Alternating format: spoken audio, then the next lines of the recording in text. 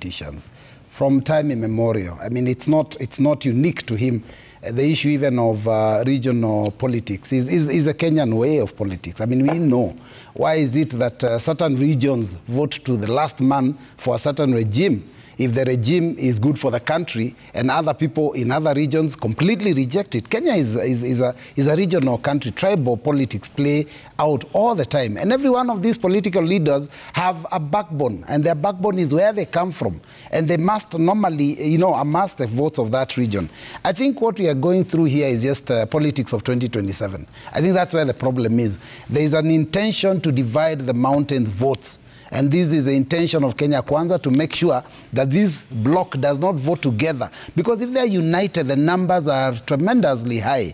If you remember the deputy president, when he was talking about, shareholding, I mean, ideally, he was also telling his boss that 47-48% of the votes you got to be in office came from my region. I mean, that's where the story of shareholding came from. So it's really been a fight between the two of them, and I'm sure it's a fight probably for resources. But I'll challenge anyone to tell us exactly what did the deputy president do that is impeachable.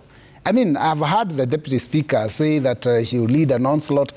Deputy speaker has to try and sometimes be also, how do I put it, maybe fairly neutral by virtue of the office she holds. Because, the deputy speaker is, is supposed to officiate over the House and allow members from both sides to make decisions. Once you take up that office, you cease to start to be involved in the direct confrontations that take place. So I think the intention is to divide the mountain. I don't think it will work. But then why am I saying this impeachment of the deputy president can't work? Is because, one, they only have the numbers. The numbers are there. If they bring it tomorrow, they will actually pass it in both National Assembly, most likely in Senate. I'm very sure in National Assembly they'll have the numbers to do it. But then what they don't have is the reason.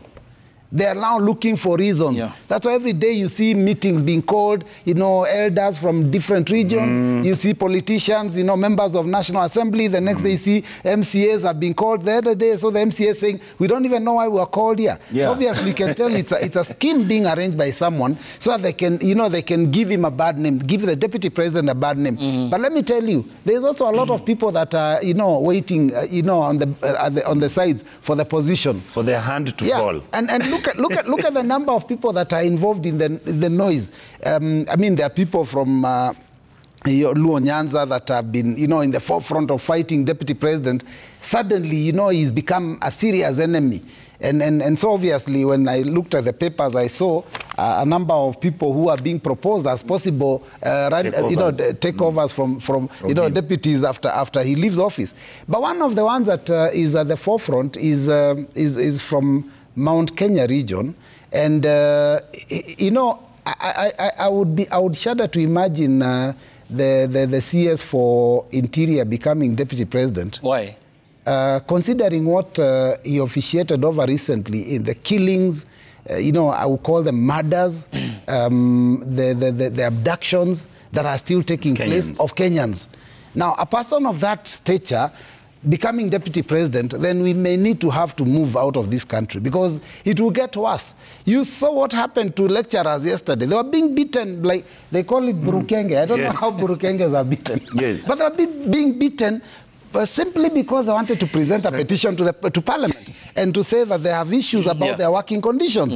And they were being beaten and denied an opportunity. You saw a student of this university in Ongata Rongai. Multimedia. Multimedia University. They're beating the kid. He was almost killed. The fellow, his leg was broken. In fact, when they went to pick him, his leg was already broken. He couldn't move. And they forced him to walk. They beat him up. They threw a tear gas on his head. It exploded next to, he could have, removed his eye. He could have made him deaf. These people are brutal. But the leadership of that interior ministry has never, even one day, taken responsibility or commented or told the police not to take action. When we were vetting the CS, I was in that committee, and I asked this question. I said, why do you think you're fit to hold office?